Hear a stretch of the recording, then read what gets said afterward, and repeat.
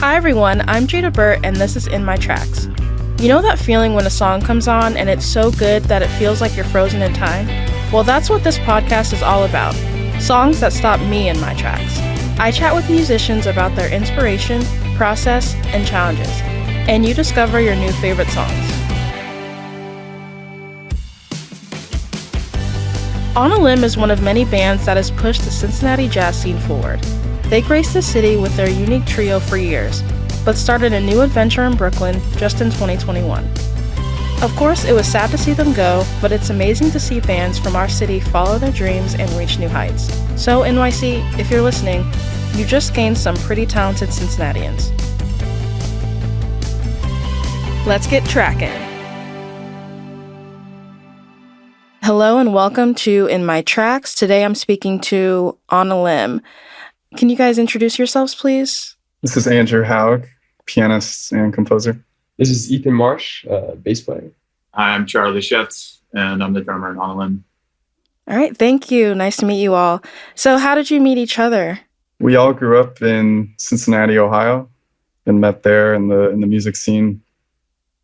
I was taking lessons from a jazz pianist there named Dan Carlsberg my senior year of high school, and I had heard about Charlie through him because he was also taking lessons with Dan. And he told me there's a chance that we would be going to the same conservatory together. And that's what happened. We met in 2014, our freshman year at college. And then we later met Ethan just at jazz gigs around Cincinnati. He was always going out when he was like in middle school. We might have been in college at that point, or maybe he was in high school when we started college. I can't even remember the time frame, but we met Ethan on the scene. And then he later ended up going to the same conservatory that we did. So we kind of all met at the University of Cincinnati to some degree. And That's really cool. So, because I've seen over the past couple of years that the jazz community, at least, is really tight-knit and really supportive of each other.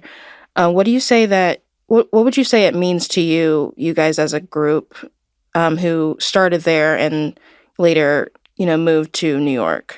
Yeah, Cincinnati was, was the roots. Like I know, speaking for all of us, like there was a band, Animal Mother. Some of our friends, Josh Klein, Matt McAllister, John Massey, they were really doing a lot of creative music that was really intriguing and inspiring for us when we were younger. Still are, but like that was like when we were coming up in the scene, they were really, in a lot of ways, setting the tone, I felt like, with creativity and jazz.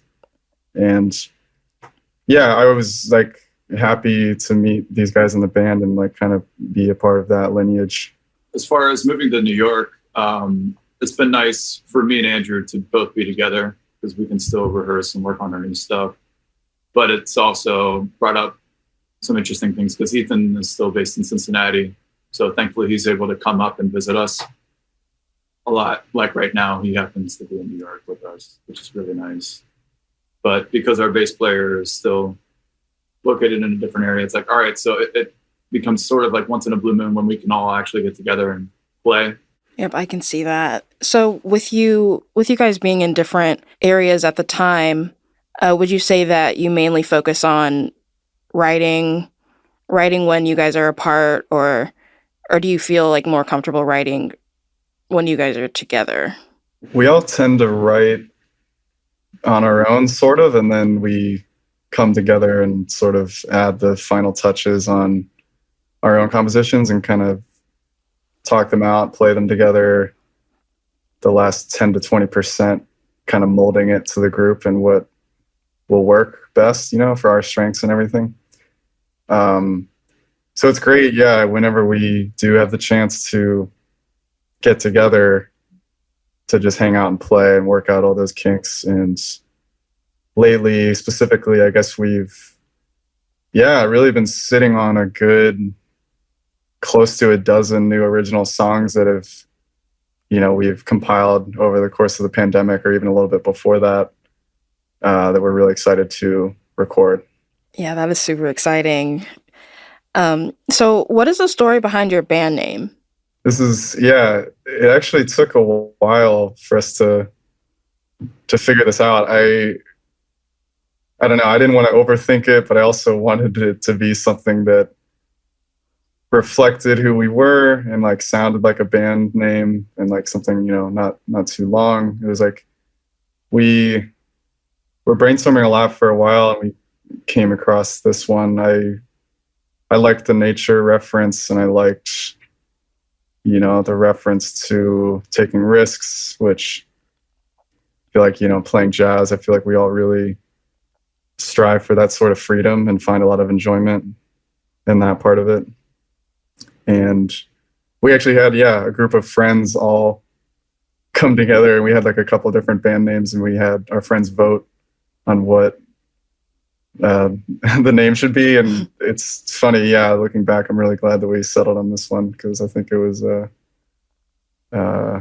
the best choice. And now it sounds normal to me. Like maybe that's the barometer for good branding or whatever.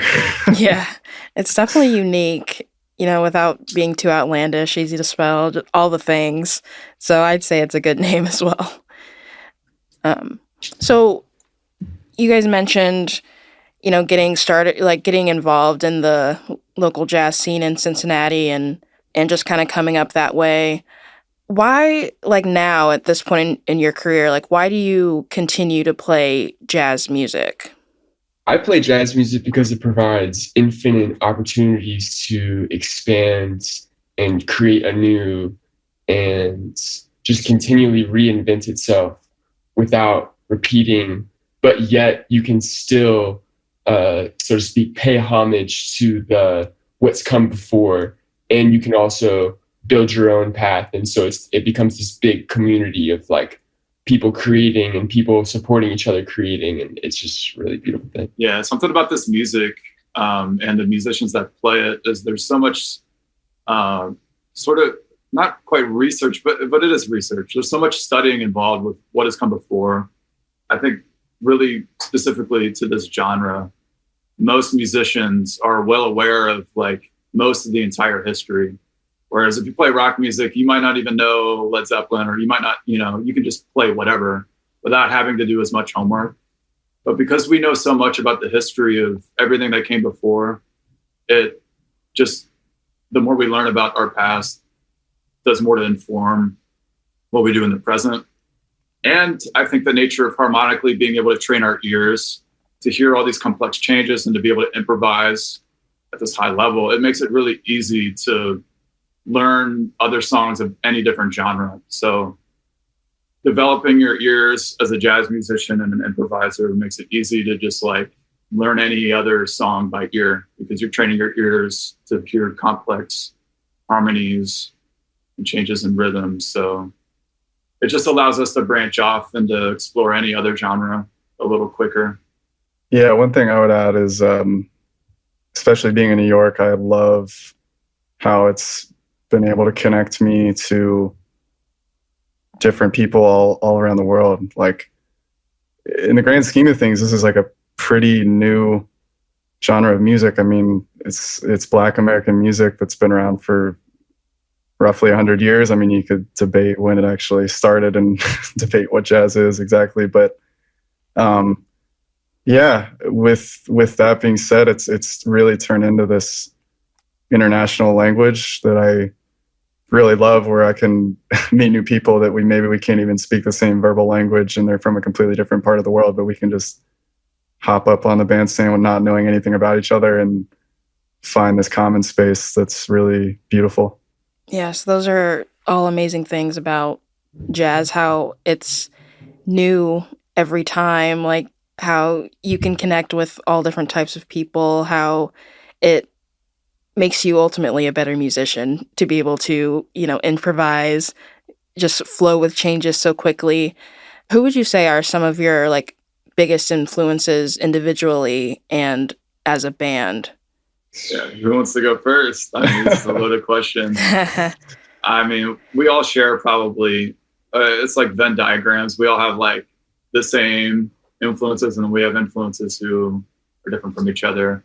if I were speaking just with the drums, I have to like start with jazz drummers like Tony Williams and Elvin Jones and Jackie Jeanette, Roy Haynes, those masters of this music. And, you know, also Max Roach and the pioneers of bebop drumming and those guys, but also guys like Steve Gadd, Steve Jordan, who plays with John Mayer, and guys who are killing pocket drummers. I know we love Herbie Hancock here, who's like one of the greatest musicians alive. Miles Davis's old pianist, who is considered like the forefather of hip hop music, even by Snoop Dogg, because he started playing funk music in the 70s that was like a precursor to what led to hip hop. Playing Shorter. I could keep going, but I'll let these guys talk about their influences now. Some of my biggest influences, it's not really even based in genre for me. It's more based in who created something new and who created something that made me feel something. A lot of those people are like my biggest influences have followed me throughout my life. That includes John Coltrane, that includes Jimi Hendrix, that includes classical musicians like Ravel. Andrew's gotten me recently into Adrian Linker. It's all about the feeling. Whoever can make me feel something is like what I gravitate towards. That's why I play music. Yeah, I totally agree with what Ethan said. I just wanted to add a little bit of, like as far as the group goes, I think in terms of the compositional style and the way we interact, I know Shai Maestro is a huge influence. As a pianist from Israel that I've been, fortunate to study with a little bit and hang out with here and there. He really set the tone, I feel like, in a lot of ways for modern piano trio playing. And like Ethan said, we all grew up listening to rock and folk and classical music and, you know, hip hop, everything. So it's all those influences and all those experiences of with that music, I think all feeds into what we do in some way or another. Definitely. I can surely hear your influences in your work, you know, but it's still extremely like original, very new, very innovative, and great to listen to as a jazz fan. So it's even better that it's coming from, you know, a city like Cincinnati.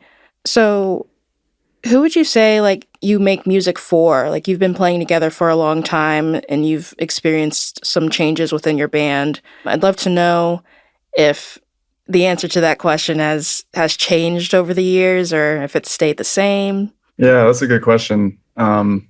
It's definitely in all of the above for me. Like I think initially, of course, it was for ourselves, you know, like it's obviously not like the easiest industry to get into financially or lifestyle wise, but really our passion for the music is what got us off the ground initially. And then the more and more I keep doing this, I realize like the friendships and with the musicians I'm making along the way, and you know, just the feedback you get from people where you can really tell that we're like actually making a difference in people's lives and that this music is special for them and it really it makes an impact. That's really lately giving me the most fuel to keep doing this, and it just kind of all blends together. For me, I'm making music for the same reason that I was inspired to make music, which is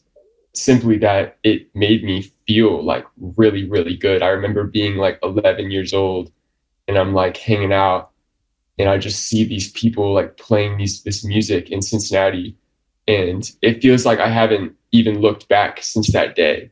It's like that, it's like a little fire lit inside of me. Yeah. And it's just kind of growing and growing. And now it's like, oh, I got to go give that fire to you and hopefully to everybody that I can ever meet. Yeah, that's beautiful. That exchange from the artist to the audience, it's extremely important. That inspiration can be contagious. Yeah, I can definitely see that like through your work. So what would you say like makes your band work? Like, how have you lasted for so long? I would say it's a lot of things, but definitely just our connection as humans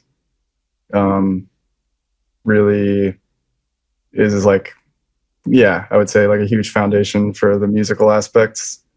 They kind of go hand in hand. And yeah, I've never had a brother, but Charlie's definitely the closest thing. We're best friends, and that really, yeah, I wouldn't want to do it with anybody else, you know? So like having Ethan come into the mix here about 2 years ago, really, yeah, it's just a blessing. Like, if we didn't like spending time with each other, I don't think we would enjoy playing music with each other as much. So, Mm-hmm. Yeah, the music just reflects our relationship as people, and you know, you got to be friends with the people in your band. Otherwise, I think you'll be able to hear that in the music. If you don't really vibe with somebody, if you don't really like them, I think music's pretty transparent. You know, you can kind of see what people are thinking, or you kind of can feel how comfortable people are with each other when you hear them play. I think music tends to be a reflection of our personalities. And it helps if you're all really good friends, and or at least very comfortable with each other as people. So being friends helps keeping the band going. yeah, I wanted to add one thing real quick. Ethan joined the band like roughly 2 years ago, but we've known him and been friends for more like 6 years, I would say, if I had to guess. So that helped to have like that sort of foundation before the band joined. Yeah, I feel like there's almost this elephant in the room. Like, who was our first bass player? We want to give a shout out to Noah Simonides. He's our good friend. We didn't really have a falling out. We didn't have like it just became an issue of, he got married, he settled down, he had a house, he became a contract worker, he became busy to the point where he no longer had availability to rehearse. Andrew and I were looking to move. Ethan was available and interested. So it kind of became this mutual thing where we would play gigs with Noah and Ethan here and there. And then once we moved, it made more sense to continue with Ethan because he was interested and we wanted to go that direction, and he was available. So there's no baggage between us and Noah. Just wanted to give him a shout out. He's our good friend and buddy. We've even talked about playing gigs with him on bass and Ethan on guitar, because Ethan can play like every instrument amazingly well. So we're lucky that we have a situation where it's like our other former band member didn't just get like kicked out because, you know, we didn't like him anymore. It's not that at all. Like, there's nothing but love for Noah and everybody who's been in the band. Just wanted to make that clear. That's amazing. The relationship is still there. Nobody died. Yeah. There was no beef. That's great to hear. Right. Yep. No questions, no worries. So now moving forward, what do you hope to accomplish? I think a huge goal of mine has always been to tour internationally with this group, with my music and with my best friends, you know. That's always been the dream. So being in New York and, you know, connecting with people here has definitely been a huge step in that process. And recording early next year, all this new material is also, you know, another stepping stone to that we're it's all in the works. Yay, we're excited for new music. We are too. It's been a long time since we recorded. I think it was like 2019 when we last recorded. So yeah, it's been some years. It's been since the pandemic happened. So yeah, so many world and personal changes since then. So it'll be fresh. Yeah, we'll definitely be looking forward to hearing what you guys release next. So thinking about your legacy, you know, you've been playing for a long time now and kind of developing and growing as a band as well. What would you say you like hope to be known for? I'm sure this answer will change over the years, but right now, do you have an answer to that? I think, well, part of me is like, I'm okay with leaving it up to people, you know, whatever they decide, you know, that's kind of out of our control. But I guess part of me is also, I am really proud of the fact that we really sound like a band. Like I feel like in jazz music, there's so many insanely talented musicians, like some of the most creative and talented people I know. But for whatever reason, I think, yeah, maybe it's just part of the freelance, like kind of lifestyle, but I don't always hear bands that are tight, like in other genres, that kind of stick together. And so, yeah, really like bringing like a kind of a songwriting element that is maybe not super jazz-like in some ways and really sounding like tight and having chemistry as a band are things I'm really proud to bring to the jazz world that I hope to like, yeah, I just hope to see that more. There aren't many bands like rock bands in the jazz world. So I just want to write good songs. Most of my problems with like a lot of modern music, you know, I think we all kind of feel similarly about this. Like we love every genre, but there are just artists within each genre that we love and hate more. So like I'd rather listen to like Willie Nelson than like some like bad jazz music. Part of that is based off of the songwriting. It's something that's sort of undervalued, and this genre sometimes feels like the songwriting. Sometimes it feels like people are just playing melodies to get to the part where they can just solo. And something that I think we bring to the table is that we really play off of the melody, and we really care about songs with good melodies and strong melodies. Yes, that definitely shines through in your music. I can definitely hear you guys really having a tight like call and response, and really using your solos to move towards the melody rather than just have like a spotlight on yourselves. So I can definitely hear that in your music. So yeah, it makes sense that, you know, that is important to you all. So do you guys have any like interest or hobbies outside of music that boost your creativity and kind of helps you come back to the band with, you know, fresh ideas? Yeah, definitely. I know Ethan and I are chess players, which is cool. And both of us really enjoy. What you laughing at? I'm not a chess player. Charlie made me laugh. Charlie plays chess. Come on. Charlie plays. I'm sorry. Charlie doesn't play as much. He's not I'm quite on that level. I'm gonna redo this. No, it's okay. Charlie can play chess too. We like chess. We like nature. We love playing basketball. Although we haven't played with Ethan much. I haven't taken your opinions about basketball into consideration with that. But you might like basketball too. Yeah, I probably like basketball like you like chess. Yeah. Yeah. Andrew and I used to play pool a lot after gigs in Cincinnati. We'd go to Northside Tavern just to shoot, you know. So pool was a big hobby. Over the pandemic, for me, it was anime. I started and finished all of Naruto in a couple months, which is about like 700 episodes. So I was like really committed to that. Stories, I don't know. I'm always inspired by different stories of any medium, whether it's TV or movie or play, musical, song, or just watching the birds roll around, you know, just trying to observe story arcs from different examples of nature and art, whatever. Yeah.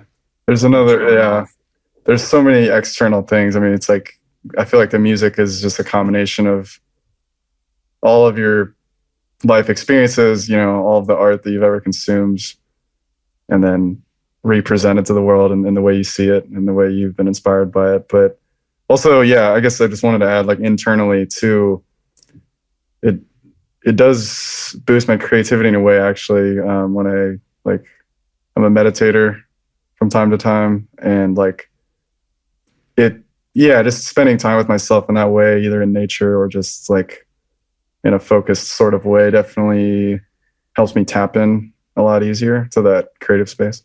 Yeah, it's great to hear that you all have interests outside of it, because we've, you know, seen how solely focusing on one thing just leads to burnout. And so have you guys had any like issues with burnout over the years? Or have your hobbies like kind of, you know, helped you avoid that? I think personally, I'll just speak for myself. Yeah, I've had moments in the past where I've taken a bunch of gigs that were all right. You can burn out, and then teaching a lot.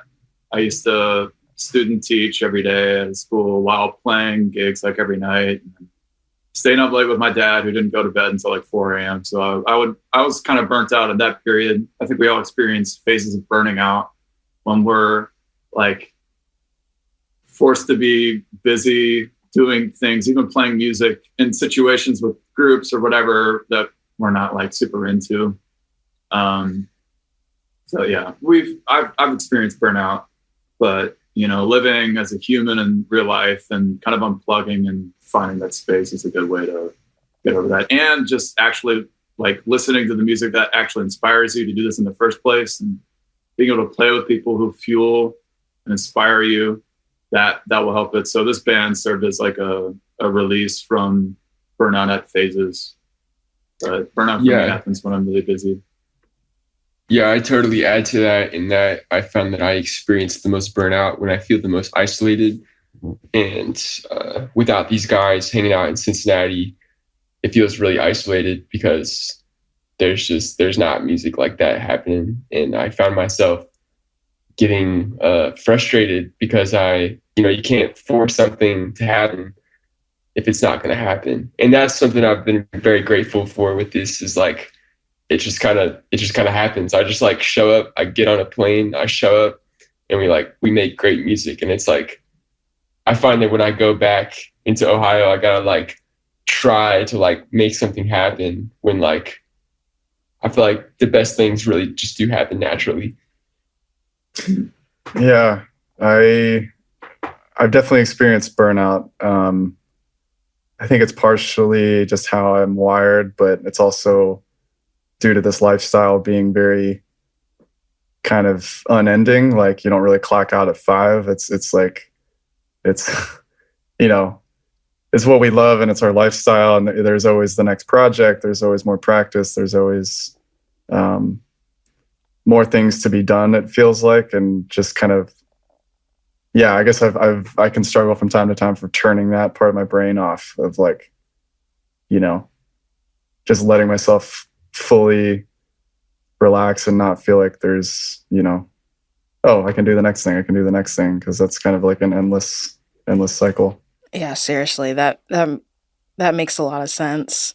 It really is, a never-ending, cycle, and there's always something to do, something, a gig to play, something to write. Yeah, so it's great that you all have interests outside of it and hobbies that you can turn to that'll hopefully help you like keep from getting burnt out, like, too much in the future.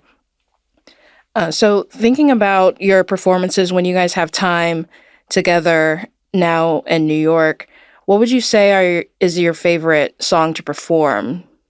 So, all right, I'll start, I guess. This kind of thing comes and goes with phases. I mean, it's like, what's your favorite song in general? What's your favorite color? Like for me, sometimes I change my mind a lot. Kind of depends on the gig, the atmosphere. Sometimes Andrew and I's moms will come and they'll want to hear their favorite song. So we'll play that. And sometimes my mom's song is always changing, but recently we developed a new song that Andrew wrote called Cut to the Chase. That seems to be like one of the strong favorites right now. But so right now, Cut to the Chase, it's right now unrecorded, but that'll change soon. That could be a favorite.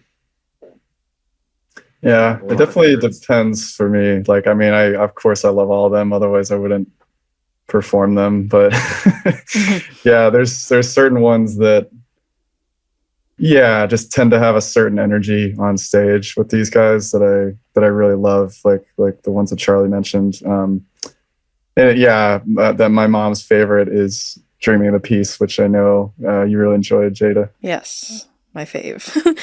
I think my mom's favorite, which is one of my favorites too, Sun Has Risen Again, Yet Again. The last song on her second album. My mom would talk about like driving on the highway, speeding with their windows down, just like blasting, cranking that song. Just silly. That is so sweet. We have big mom fans. Yes. Yes. Yep, we love supportive moms. That's amazing. So going along with that, I'm sure this changes all the time since you're always like writing and recording and kind of reflecting on the work you've already released. Do you like have a favorite at the moment, like a favorite released song by chance? Yeah, that's also tough, but there's one that does stick out to me. That's a kind of a deep cut that doesn't get talked about too much. But it's funny, we don't even really play it live anymore. It's been years, but I wrote a suite in D flat called "Relinquishing," and the recording on the first album is really special. It just something about it really hits home.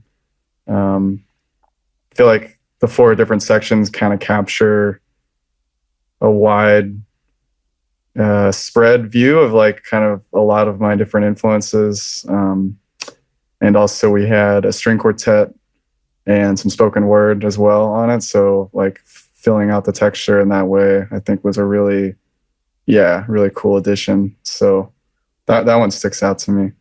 I don't know. Right now, I'm thinking Discovery Park was just a really nice song to record on, and I love listening back to that. So Discovery Park will be my answer right now. Hey everyone, hope you're enjoying getting to know On a Limb so far. I wanted to take a little break to introduce you to some of their music. This song of theirs really stopped me in my tracks. The melody is absolutely gorgeous, and I love how simple yet enigmatic it feels. Here's Dreaming of the Peace by On a Limb.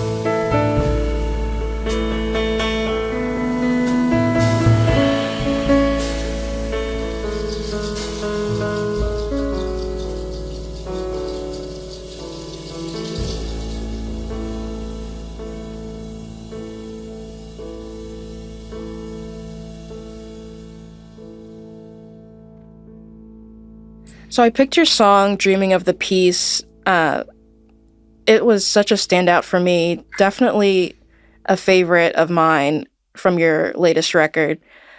The melody I found was so strong, and your guys' call and response with each other was just absolutely stunning. So I'd love to know more about it and like the process and how you feel about it. But starting out, like I'd love to know who or what inspired you to write it. Yeah, you picked a really good song to discuss this because there is quite a bit behind this one.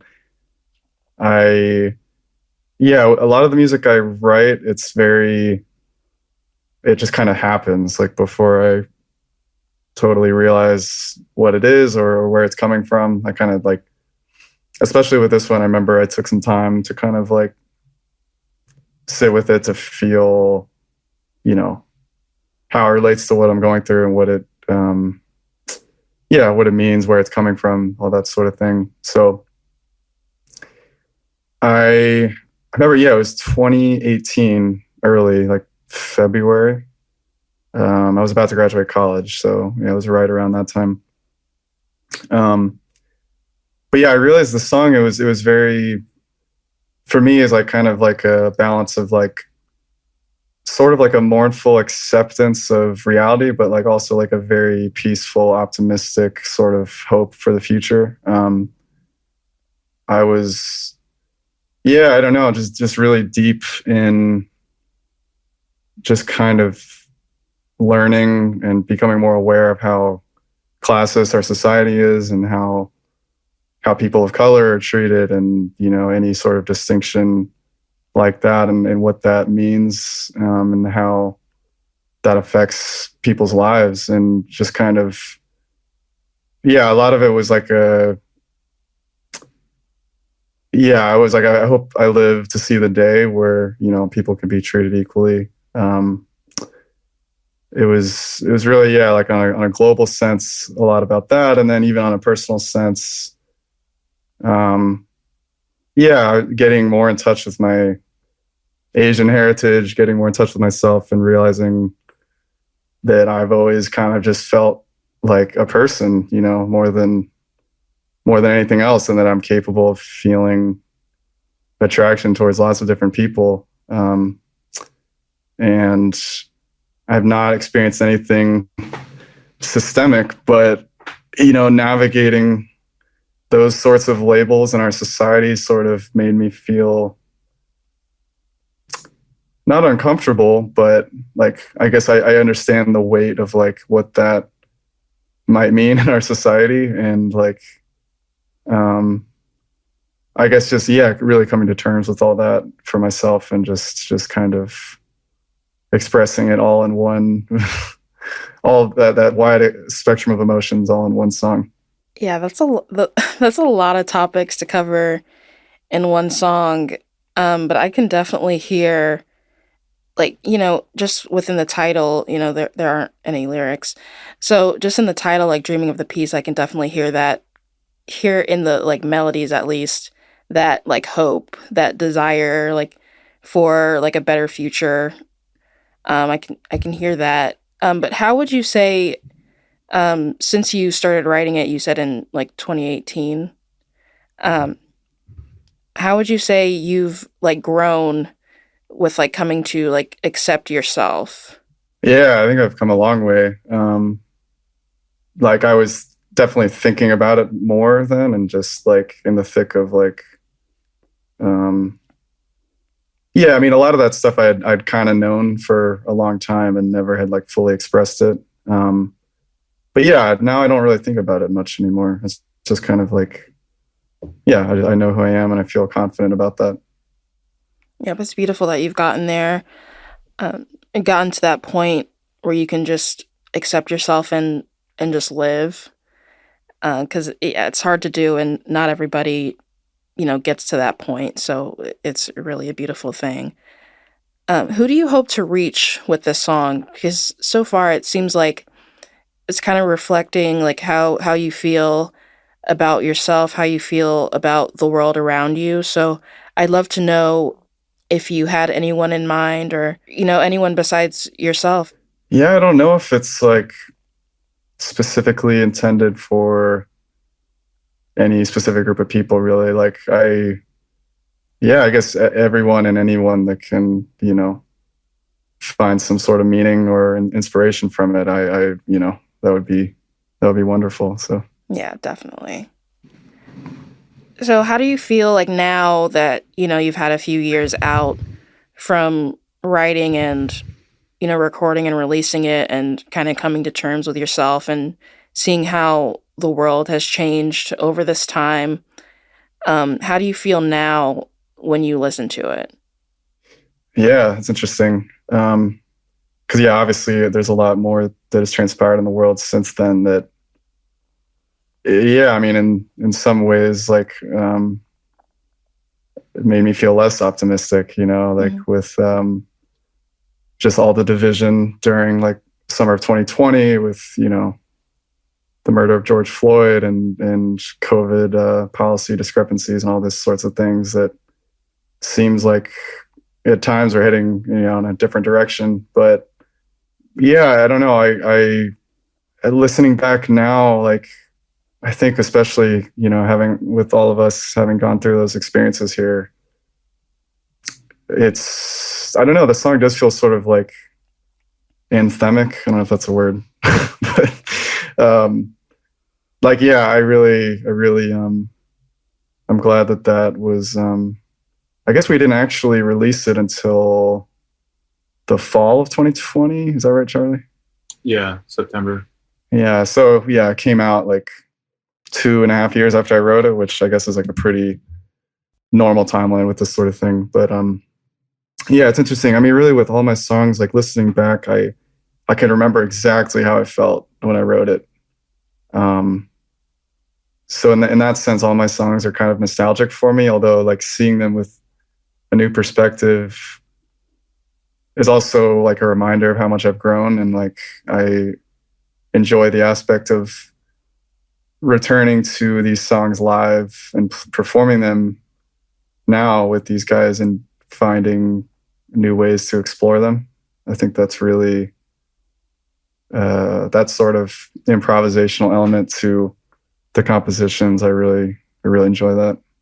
Yeah, that's definitely one of the best things about music in general, being able to have like a timestamp and just like almost almost like a time capsule of like where you were at the time that you like wrote and released the certain song or album.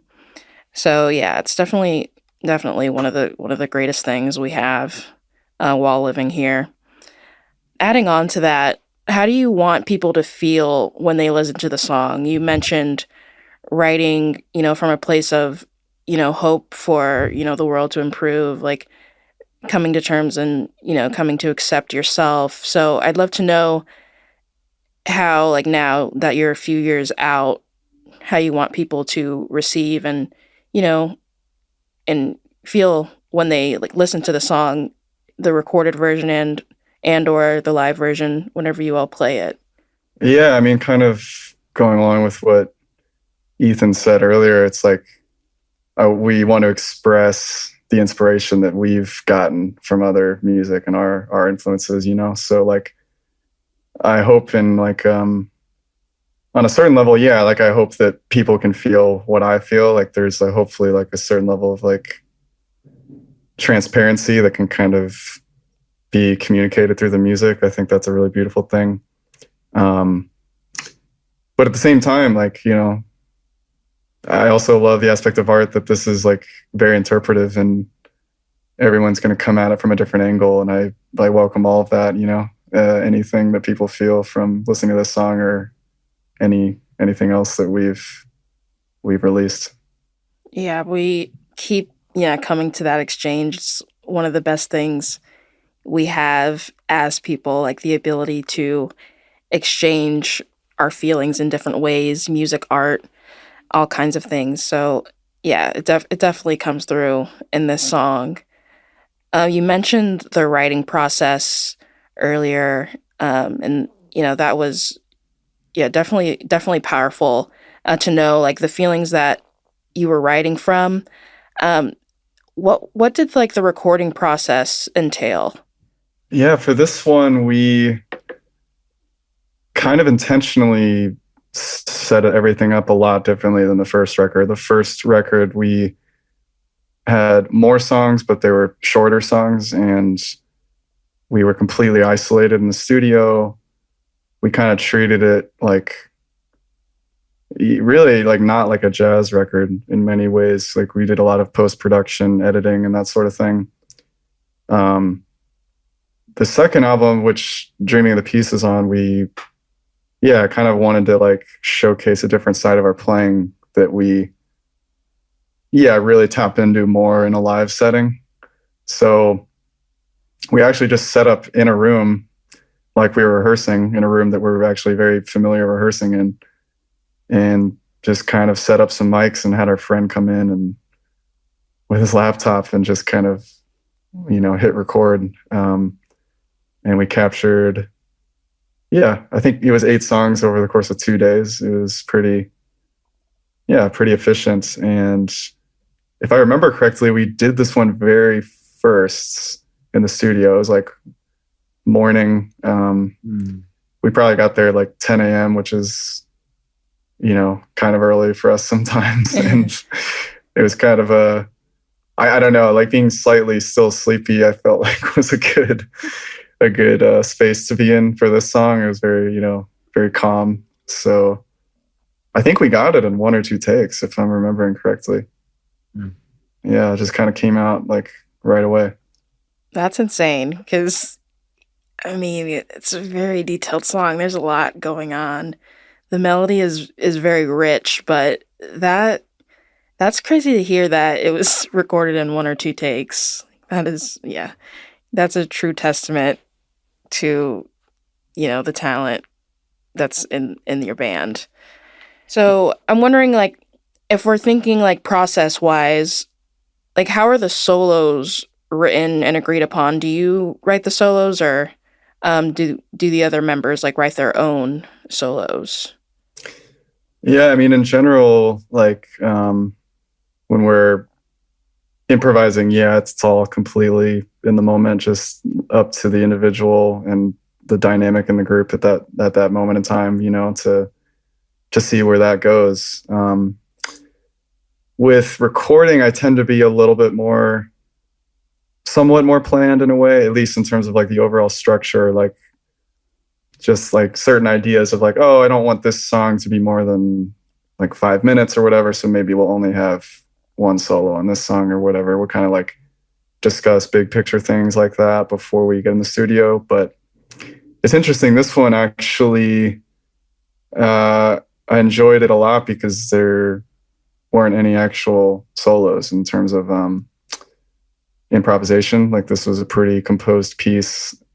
And of course we played very different live. We'll expand on it and feel free to do whatever we want with it. But the studio version was pretty, I would say like a fully composed piece.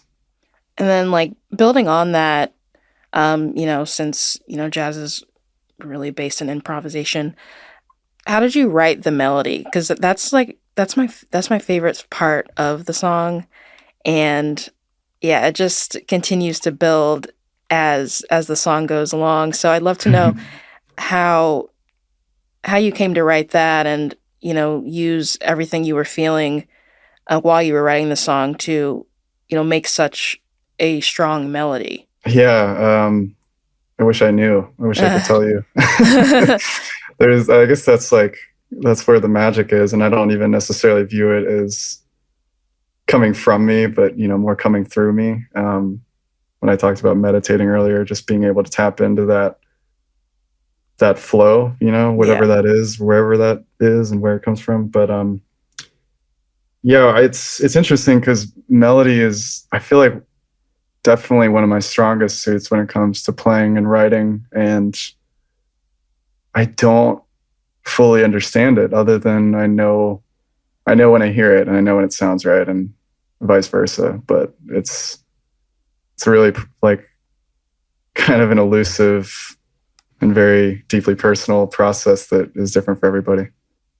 Yeah, that's beautiful. Just to be, yeah, it just kind of happens. It's, within you. So yeah, that's a powerful gift you've got. um, Thank you. so it's been a few years since you've written the song and released it. What if anything, like, would you change about the song? I don't know if I would. I mean, you kind of hinted at this earlier, has like, um, yeah, I really enjoy my compositions being sort of like stamps in time of like, this is what I felt then, and we documented it, and I love that. It's really powerful to think about how these recordings will outlive us, and how even if I feel somewhat differently now, I can still look back and be proud of what we've done and be excited for what's to come.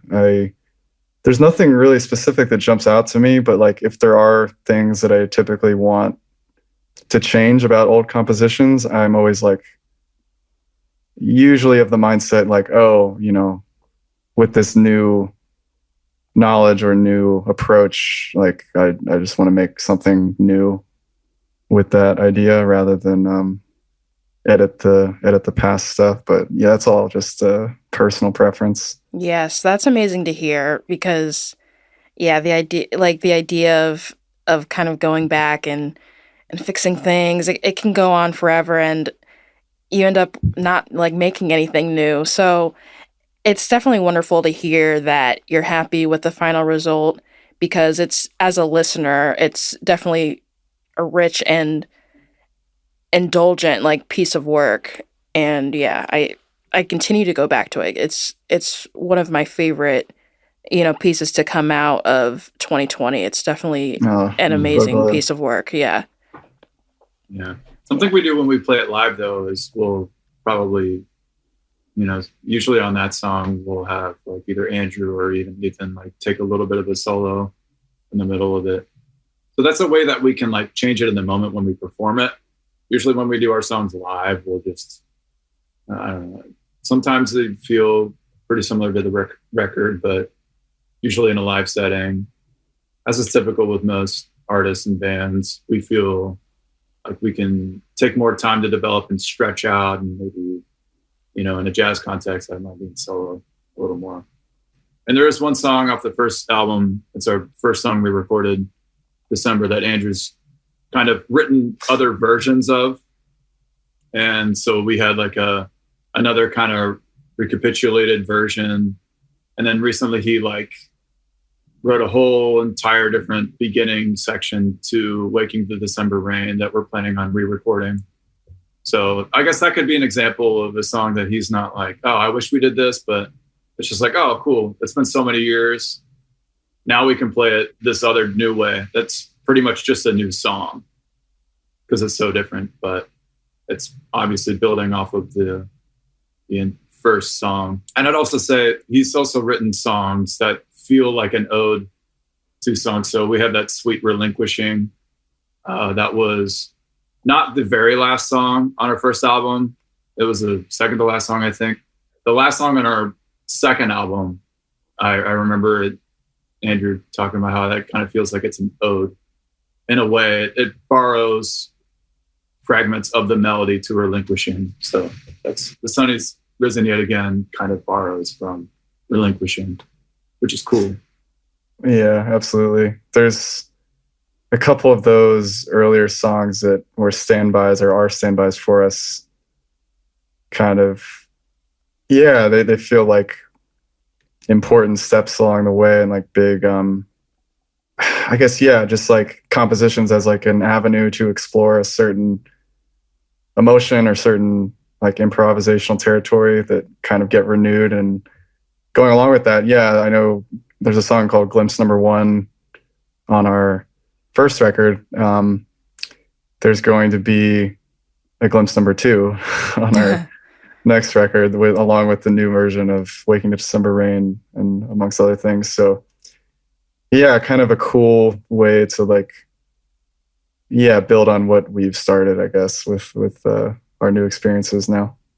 That's exciting. That definitely, it reminds me of, the rock influence you guys mentioned before, thinking about, Queen in particular, who had songs, and then, like In the Lap of the Gods, and there's In the Lap of the Gods Revisited. Like, I think that is such an amazing like practice and thing to continue to just kind of expand on what you've done in the past, because I think that's the way to look back without dragging your feet or without like stunting your growth. So it's an amazing thing that you guys are doing that and really putting that into practice and keeping that part of music alive, just using what you've made in the past to build and continue to grow and, release more music. Yeah, absolutely. I've had a wonderful time speaking with you all and talking about what music means to you all, and, learning more about your band and your song, Dreaming of the Peace. So thinking about yourselves and your journey, if you could speak to your younger self, what do you think you'd say? Okay. If I could speak to my younger self, I would really gain a lot from telling him that things are in no way going to happen as they seem. And it's going to get crazy. And first of all, I would have never thought that I would have been playing with these guys. Like, if you would have told me that like 7 years ago, I'd have been like, nah, like, heh. It's funny. Like, I probably had dreams about it, honestly. Yeah, just to keep learning and stay strong on the inside, because if I'm strong on the inside, then the outside can't touch me, That's really important to me. I always enjoy this question because I feel like, not to make light of it, but if I could actually speak to my former self, I would hug myself. I would want to hang out with myself. I would love myself. I'd like take myself under my wing and just love them and walk with them, and just tell them everything's going to be all right. Everything's going to be okay. Everything that you're striving for, it'll happen, just not in the way that you ever imagined. And there's a lot of beauty in what you don't even know that you want in the future. So yeah, just encourage myself. Wow. Or maybe here's one other thing. I wouldn't do too much to my younger self, because whatever my younger self ended up doing brought me to where I am now. And if you believe in the butterfly effect, I wouldn't want to change too much, because then I might end up being different. And that could be a beautiful thing, or it could be for an unfortunate thing. I don't know. So, wow. You guys have good answers. I think, yeah, in somewhat in that sense, that what Charlie just said, I don't know if I would want to alter the process too much. Like just kind of like, I would still let myself go through what I've been through to learn and to get where I am today, But I guess the biggest message would just be, just to enjoy that process. Those are beautiful answers. Yeah, the idea of supporting your former self and just, being there. Because, like, honestly, the choices you made in the past led you to where you are, that. So it's great that you guys, think fondly of your former selves and, have great things to say. So you mentioned earlier that you're working on, a bulk of new songs like that you've written and are going to be in the process of recording. What else is next for the band? Yeah, good question. The record is definitely the big focus at this point. It might even be 2 records worth of material. I think we're going to kind of see what all we have after we record and see how it all fits together. But yeah, just like in terms of those goals that I discussed earlier, bringing this on a bigger, more international stage is definitely in the works. So hopefully we'll be doing that next time we talk to you. Yes, yeah, that's so exciting. And then in closing, where can people find you and find your music? Yeah, we're on all the streaming platforms, and if you want to purchase our music or buy merch or that sort of thing, Bandcamp is is the site to go. And then social media, all that sort of stuff. We're Instagram, we're on a limb _ and I also have a website, andrewhaugmusic.com. Awesome. Thank you so much. Yeah, Buy thank their you, music. Jada. Yeah, Thank buy you. their music, stream their music, and go to their shows. Thank you for listening to In My Tracks. The show was created and produced by me, your host and friend, Jada Burt. And shout out to Play Audio Agency for producing, recording, and editing the show, and for composing the original theme music you are currently jamming out to. It is truly a labor of love, and I hope you enjoy it. To continue the fun, follow In My Tracks Pod on all social channels. Don't forget to use hashtag InMyTracksPod to share the songs that stopped you in your tracks. Looking to discover even more awesome music? Follow In My Tracks Pod on Spotify for weekly playlists. And please remember to follow the show so you don't miss an episode. And leave a review if you're enjoying it. See you next time!